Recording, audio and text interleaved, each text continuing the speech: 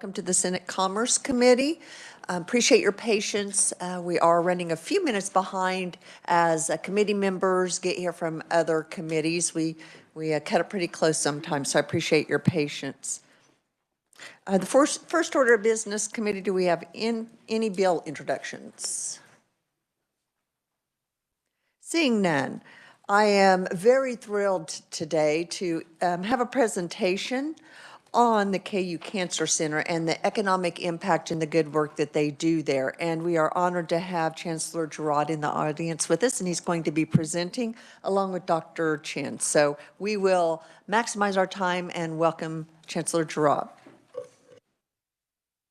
Get that on there. There we go. Thank you very much, Madam Chair and committee members. It's great to be here today, and today is Cancer Day in the State House, and so what you see behind me is just a fraction of the folks that are here from the Cancer Center to support Cancer Day here. And if you have an opportunity this morning between your committee meetings, we have cancer screenings and a number of other things happening down in the rotunda on the second floor. So thank you very much for having us here, and I'm honored to have the opportunity to talk a little bit about the KU Cancer Center. And we do have a lot of things happening this morning, and some folks will be heading out to be recognized on the House floor, so don't be offended if you get up and walk out, but because that's a great honor for us as well. So really want to thank you for the opportunity to really give you an update.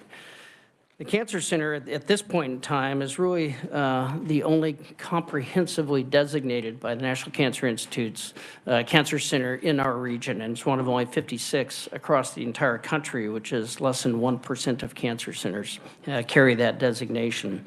And it's really made up of 350 cancer researchers and clinicians. And within the clinicians, we have 150 disease-specific oncologists. Really what that means is we have 150 doctors who only take care of one kind of cancer. So just take care of breast cancer. That's what they do all day, every single day. And that's true across the spectrum of cancer. And that's actually quite unique and really allows them to be the best in their fields and stay on the cutting edges of therapy in their fields. And so it's really an important part of what a comprehensive cancer center brings to the table for a region like ours. And we are spread out across certainly the Kansas City metropolitan area, but actually with partnerships across the entire state. And we'll talk about that just a little bit as well. Because those partners are a very important part of the Cancer Center in terms of what we do, not just on the research side, but certainly on the clinical side as well. If we could start the slides, that'd be great. See if we can get our slides rolling here. I know. Thank you very much for doing that. If you go to the next slide, that'd be great. So we're going to, and the next slide, please. When we really think about, and one more slide, if you would, please. Thank you. Perfect. So when we really look about our partners regionally around the state and in Western Missouri, which is our catchment area, as defined by the National Cancer Institute, these partners are critical. Our consortium partners include Children's Mercy Hospital, which brings the pediatric component, and the Stowers Institute, which of course is one of the premier research institutions in the country.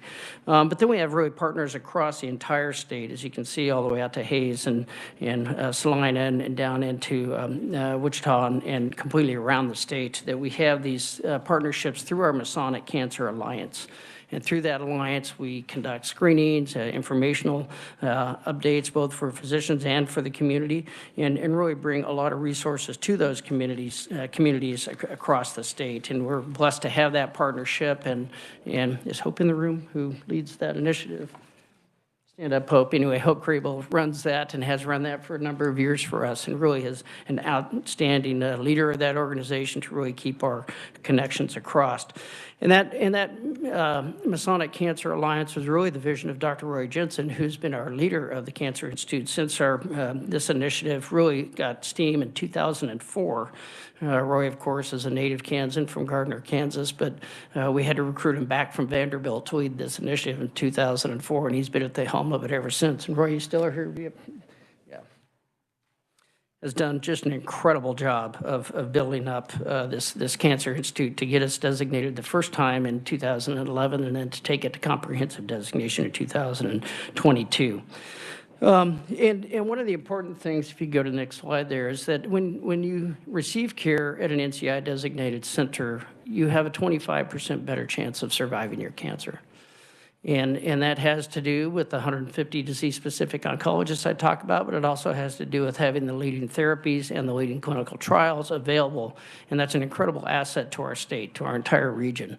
And of course, we actually take care of patients from all 50 states and from about 30 countries at our cancer center.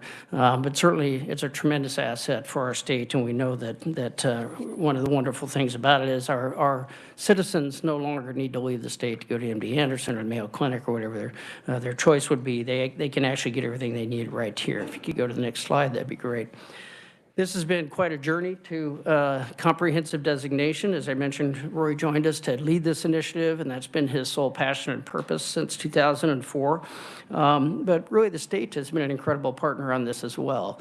In 2008, the state began funding $5 million a year to really support the core elements of the Cancer Center, which we could add on the multiple other things that we needed to do to meet it. I think Roy would tell you that when he started this initiative, the NCI told him it probably was not possible for us to get designated, which of course just motivated him even more.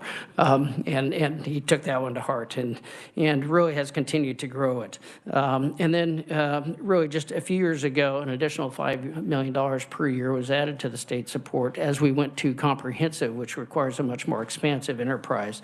And that partnership with the state has been tremendous.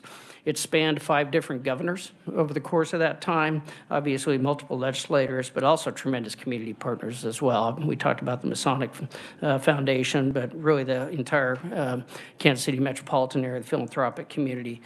Johnson County, through the JCERT tax, has supported our clinical trials unit, and just the federal delegation, multiple federal delegations, and then the donor community has been just amazing. If we could go to the next slide, that'd be great. So when we think about the impact of what the Cancer Center has, obviously we think about what it means to have the opportunity to survive cancer through a family member or friend or colleague.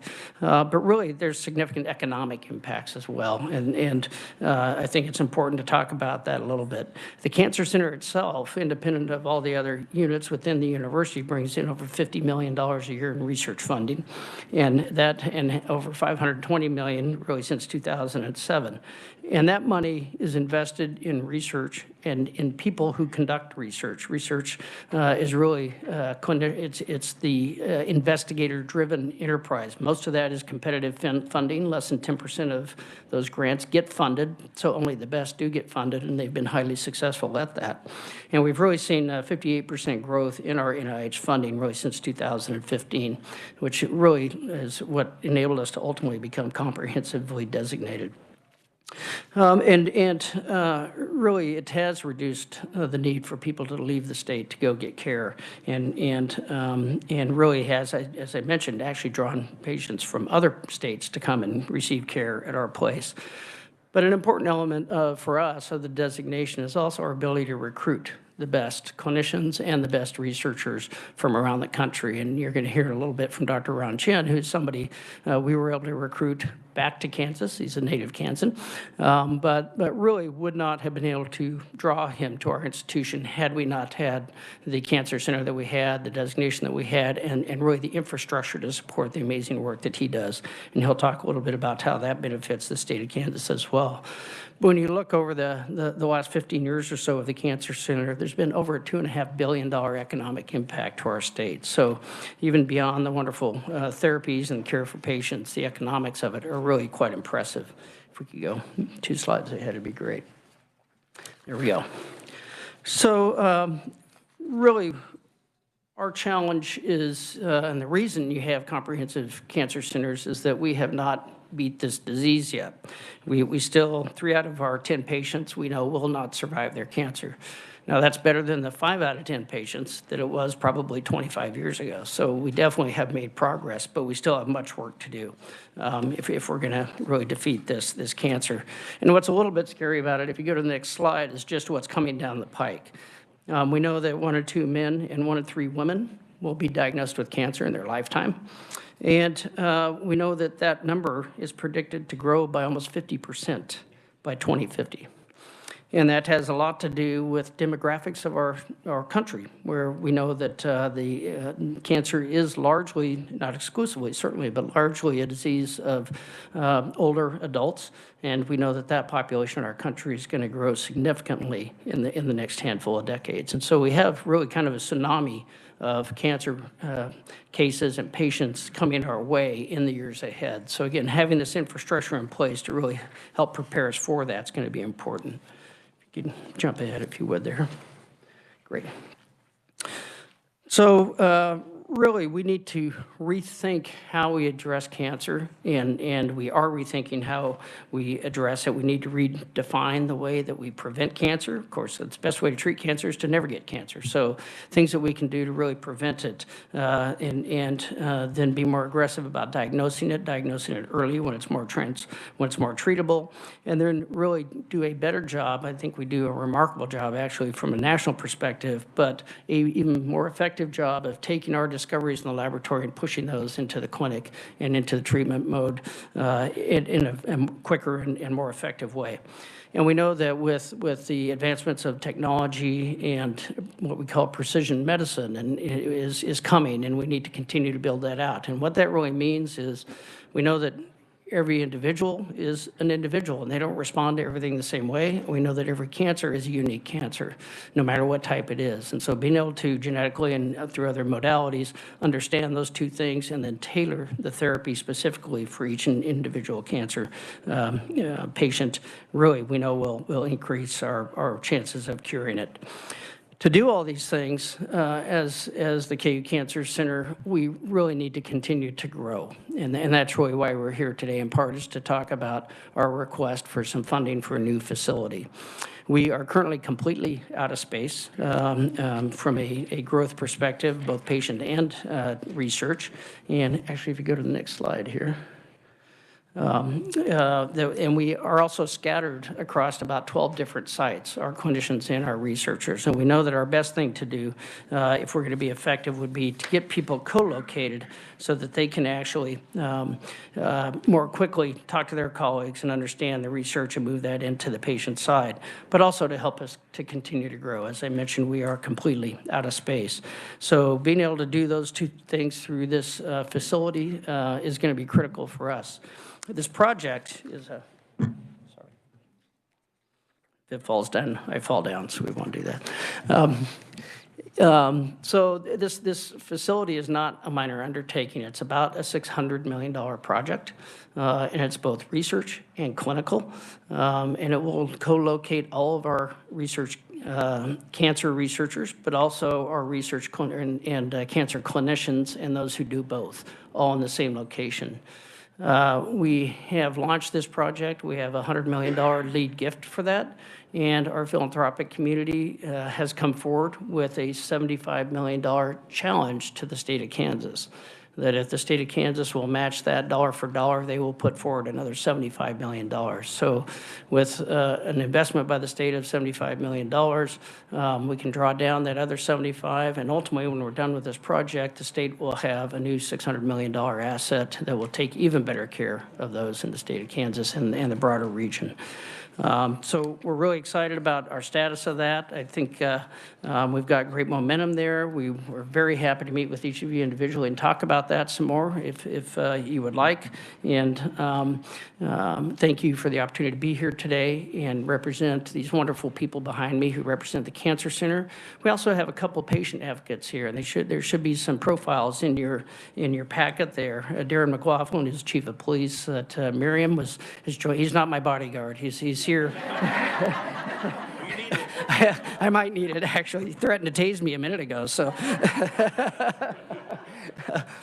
But has a wonderful story about how some of the latest CAR-T therapies that KU is on the forefront of really was able to help him defeat his disease, and would be happy to share and answer any questions you have. Then also CC Rojas, who's one of our incredible civic leaders in the Kansas City metropolitan area, is here and has an incredible cancer story to tell as well. And they are, if you would both stand up, if you would. Yeah.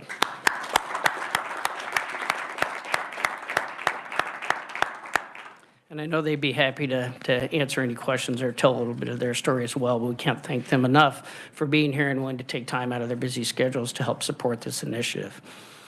And with that, Madam Chair, I'd be happy to stand for questions, and if not, I'll turn it to Dr. Chin. Committee, any questions? Senator Ware.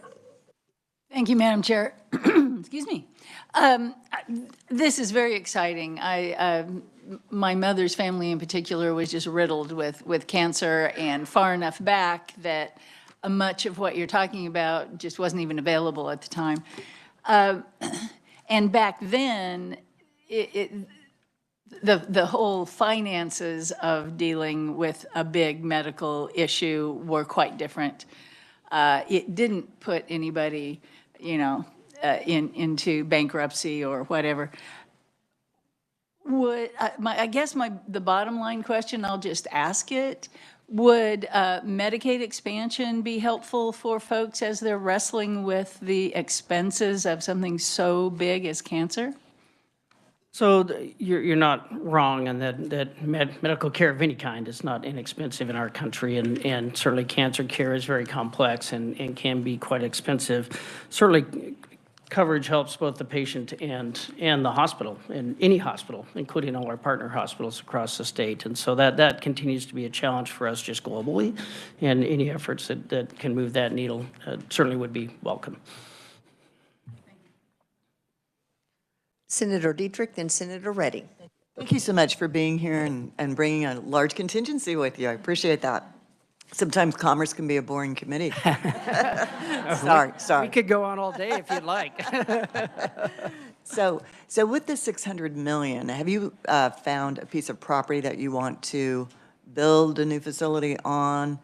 Yes. And what is your timeline? It will be on our Kansas City campus, Kansas campus, adjacent to our current research buildings and also adjacent to our newest hospital tower, which also has our bone marrow transplant unit in it. It'll all be co-located right there. And our timeline is aggressive. We have the architects on board, and we're going through the selection process right now for the general contractors. And may I ask a follow-up? So you've obviously then, if you're going to co-locate, you're going to vacate some space in your current facility? Yes. So that creates backfill capacity for the rest of our enterprise. We're out of research space, period. Certainly cancer is our fastest growing one, but that will allow us to grow some of the other ones into the space that we will move current cancer researchers out of, and we'll backfill them with our other research enterprises as well. And certainly the clinical enterprise is growing fast enough. We never have enough space, so we will fill it before it's empty. Thank you so much. Thank you. So which is going to be done first, the new cancer center or the new football stadium? It may be a race. That's a good race. They are both on very tight timelines. Senator Reddy. Thank you, Madam Chair. Thank you for the presentation this morning. I represent Riley County, so I'm a Wildcat, but I wanted to say our President Linton, speaks highly of your cancer center due to his diagnosis and treatment. He felt it was an excellent program that you have, and he has nothing but good things to say about it, so I appreciate that. As for the new facility that you're talking about, you said 600 million. I believe, is your ask 75 million from the state with a matching 75 million from your donors? Is that right? That's correct. That's correct. All right, thank you. We will, of course, continue to fundraise for that to help close the gap, and then we'll have some debt components to that as well when we ultimately get there. But So I'm sure this is an ongoing conversation, but I really appreciate your presentation. Thank you. absolutely. And by the way, if you'd like to double that, we would take it. But seriously, we are really blessed to have a wonderful philanthropic community that has come forward with this ask, and we hope you'll consider it. Other questions, comments? Chancellor, thank you so much, and we'll look forward to hearing from Dr. Chin. Dr. Ron Chin, absolutely. Welcome to the committee, Doctor. Thank you, Madam Chair. Can you pull my slides, please? Thank you, Senators, for the opportunity to have a few minutes to share some of the work and impact our cancer center has throughout the state. I'm Dr. Ron Chen. I'm the Chair of Radiation Oncology. Dr. Chancellor mentioned this, but I grew up in Topeka, went to high school here, and then graduated from KU, and then I did my medical training at Harvard and stayed on the East Coast for a bit, but came back about 5 years ago to really join the effort at the Cancer Center here. Next slide, please. Are you second-guessing that decision in light of the weather, doctor? I mean, welcome back to the frigid cold. Absolutely not. 4 seasons is the way to go. And I appreciate the 4th season. Under the leadership of Dr. Jensen and all of us at the Cancer Center work under an overarching goal to reduce the burden of cancer in Kansas for Kansans. And we do this systematically. There's a lot of work that we do, but just in about 8 minutes or so, systematically we monitor data throughout our state to look for opportunities where we can make an impact. And in order to make an impact throughout the state, we collaborate with communities throughout Kansas. And then we work with these communities and organizations to develop programs, deliver them, and then we monitor the impact of what we do. Next slide, please. So some of the data that we monitor, and we collaborate with the KDHE and the State Cancer Registry to look for the top cancers that impact the citizens of our state. And you see the top 10 cancers impacting men and women in our state. Incidence is how many people are diagnosed. It's a rate per 100,000. And you see the top diagnosed cancers in our state for men are prostate, lung, colorectal, bladder, melanoma. That may not be surprising, but what I have bolded in red numbers, these are numbers where our rates in Kansas are higher than the US average. We don't know why this happened, but this represents opportunities for us to develop programs to make an impact. For women, the biggest cancers that we have for incidence are breast, lung, colorectal, uterine, and melanoma.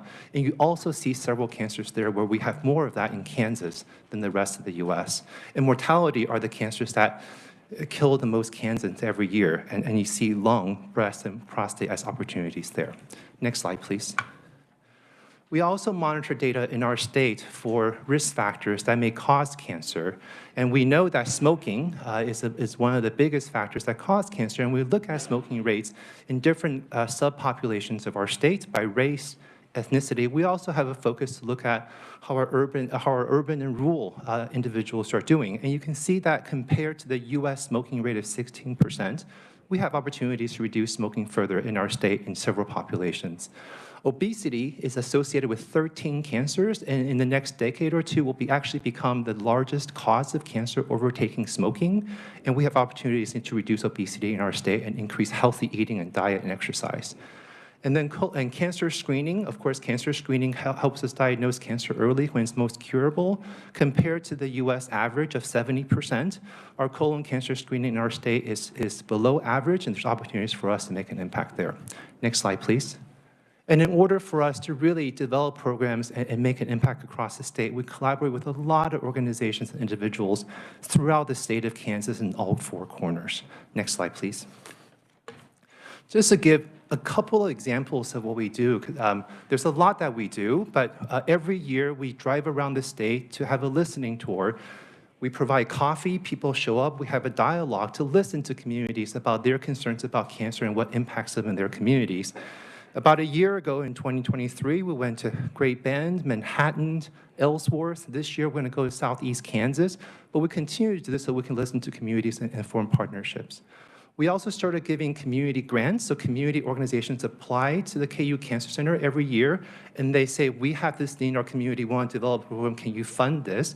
Here are just some examples. We funded a grant in Southeast Kansas to increase lung cancer screening. We funded a grant in Johnson County, where what they told us is that individuals with mental health diagnoses often forget about cancer screening. We need to do more for that. So they're developing a program, and we're helping fund that. We funded a program in Hayes to develop an education program to stop vaping in middle school children. Clergy's in Kansas City. Gilda's Club, they have a survivorship program that helps cancer patients transition off treatment and back to normalcy in survivorship. It talks about healthy eating, diet, exercise. It talks about mental health. And they said they wanted to expand this program to offer to 8 more communities, including Coffeyville, Colby, Pittsburgh, Salina, Hayes, and we funded that grant as well. Next slide, please. Another thing that we do to try to impact cancer across the state is by providing better access to clinical trials. We know that clinical trials often often cancer patients access to the latest treatment that may not be available in the community. Now, not everybody can drive to Kansas City to come to see us for clinical trials, so we partner with cancer centers throughout the state in the Masonic Cancer Alliance network, and these cancer centers can offer clinical trials through KU, so patients can stay in the community, have access to clinical trials, and get care closer to home. This is so successful, we're teaching other cancer centers in the NCI how to do this in other states. Next slide, please. This slide shows some of the other activities and impact we have throughout the state. We go around the state to offer free cancer screening throughout. We actually have a free cancer screening on the second floor here today. Cancer screening, diagnosing early, bringing screening to the people so we can catch it as early as possible. In the last 6 years, we impacted 90% of counties. Over 7,000 individuals have been impacted by our cancer screening events. Pool Cool, we partner with swimming pools throughout the state where we go and teach about sun safety and prevention of skin cancer. We provide free continuing education opportunities all the time for cancer centers throughout the state, for nurses, physicians, other staff. And we do a community needs survey every 5 years. So we send surveys to random samples of individuals, and we ask about opportunities where we can develop programs. We have a bedside education program. Dr. Jensen, on a weekly basis, talks about a topic and has an expert talk about cancer prevention, diagnosis, treatment, research. That has reached over 250,000 listens and views throughout the population. Next slide, please. And we want to measure the outcomes of what we do. And what we've been able to, and our outcomes take a few years to be able to demonstrate, but we've been able to show that some of our efforts have been able to reduce smoking rates in our state, increase HPV vaccination, which prevents multiple cancers, increase cancer screening rates. We've also been able to show earlier stage of diagnosis through screening and other efforts in lung and breast cancer. And these are some things that we continue to monitor, and we'd love to continue to collaborate with you to make an impact throughout our state. Thank you. Thank you, Dr. Chen. Appreciate that presentation. Committee, questions? Senator Peck. Thank you, Madam Chairman. Dr. Chen, on the graph that you provided us, the modifiable risk factors, which is about the fourth graph, you single out different ethnicities, and then you have one that's rural. Yes. Is the rural, all of these combined, are the first four urban and then the last one rural, or? That's a great question. Thank you, Senator Peck, for the question. No, the rule, the ones by race and ethnicity are for everybody throughout the state.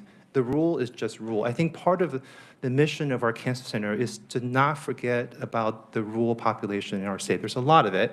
We don't just want to focus on Kansas City. And so we specifically break out rural and everybody in rural as a category when we monitor our incidents and opportunities, just to look at that as a category. But the race, the Black, white, Hispanic, that's everybody across the state, urban and rural. Okay, so the rural that you have is also the Black, white, Hispanic, Native American. That's correct. But you're just wanting to show the difference between the whole state and then separate out the rural. Yes, you're absolutely right. And I think part of the reason we do that, and I'll talk a little about my personal research in a bit, a lot of my personal research focuses on distance to care and access to care. And part of the reason I came back to Kansas is because I know we have large parts of the state where people might have to drive far distance to access tobacco cessation, healthy living programs, cancer treatment. And so I'm personally very interested in the Cancer Center as well, specifically watching out for our rural communities. Thank you, Madam Chair. Other questions? Senator Reddy. Thank you, Madam Chair. I appreciate the data. I just wanted to know, I didn't see Asian American on here. Is it because it's a part of the graphic is maybe not as many? I'm not sure. That's a very good question. Thank you very much for that. And of course, that's something that I care about as well. Uh, Part of the reason is the small numbers of Asian Americans in our state. Now, I would also say, this is an aside and part of not my formal message today, we continue to work with KDH in the state to have better access to data. And there are some elements of data that we would love to have better access to so we can monitor some of these things in other populations. Just to follow up, Madam Chair, thank you. And just a comment, I don't know about the other populations. I do know, at least in the Asian American population, they're very reluctant to go to physicians until they're in crisis. And so I don't know, if that's part of when we're talking about preventive measures or whatever that might look like.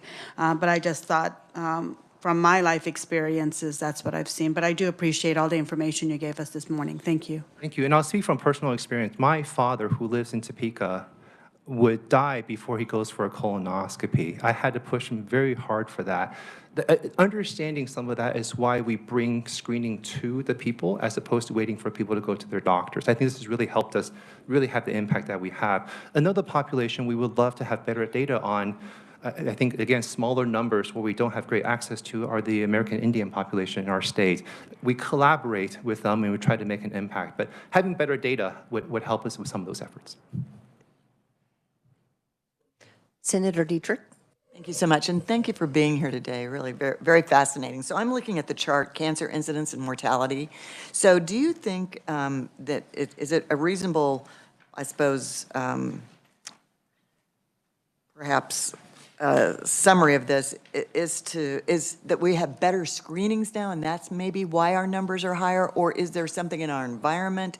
I'm kind of wondering about the analysis of why are some of these cancers higher in Kansas than in other states? I think those are, I think you probably gave us the two biggest hypotheses that we've been thinking about, screening and maybe the environment.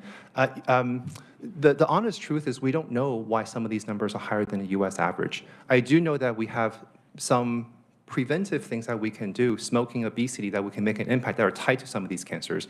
But the exact reason for every cause, I'm not sure. Hypothesis, that was the word I was searching for. Yes. And I would say that at the Cancer Center, we have very strong nation-leading research groups on tobacco cessation and also on obesity, and two of the biggest causes, and I think they're making an impact. They do clinical trials across the state, and they're making some impact there. I do have a couple of just small questions, Doctor. You mentioned vaping and the education efforts you guys do in the middle schools. Is vaping versus traditional tobacco smoking, do you see which one has a greater effect on cancer? I know they're both bad, but can you kind of walk us through the differences between those two and the effect on cancer? Yeah. I think we need more long-term data on vaping because it's still relatively new and we don't have decades of data on vaping. But there's a strong understanding that vaping does cause cancer. Whether it causes more cancer or less cancer than traditional smoking, I think we need long-term data to understand that. But the other impact about vaping is not just whether it causes more or less cancer than smoking, but rather there's more and more people vaping. And so just the sheer amount of population vaping, especially when it gets started as young as middle school, that will overpower, and probably smoking rates are decreasing, but the sheer population is vaping, I think will overpower the cancer cause compared to smoking in the future. Interesting. Appreciate that. So I just want to, any other questions, committee? I just want to thank you. The prevention, the treatment, the diagnosis, and the research, we can't put a price tag on the efforts that you and your colleagues are doing to help Kansans be healthy. It's pretty, frightening, the statistics you shared about the increase in cancer. I was hoping we would see a trend in the opposite direction, but, thanks to efforts like yours, hopefully we can reverse those trends going forward. So thank you for being here. Thank you to your colleagues and everyone who came in support of this today. And thank you, Chancellor, for being here as well. Thank you, Madam Chair. Thank you, Senators. Appreciate it. So committee, I would encourage you all to take advantage of the opportunity we have in the building today. So if you weren't aware of the screening opportunity, please tell your office assistants, tell your office mates to take advantage of that because like Dr. Chin said, coming to us makes it so much more easy and convenient, so please take advantage of that. Committee, I want to remind that you have a couple things coming up. We will have a committee meeting on Monday, and before you all boo and hiss me, I think you'll be happy with the content. It should not be a boring commerce meeting on Monday, Senator Dietrich. We will have the World Cup here presenting on their plans, the economic development opportunities for Kansas, and all of the excitement about the World Cup coming to our region. So, tickets? Well, I see Stephen Durst in the audience, and maybe I'm just saying, see Stephen after committee, but you're more than welcome. So, you know, that is a lot of interest, a lot of, so we will get information on that on Monday. And anything else? Business before the committee? Seeing none, we are adjourned.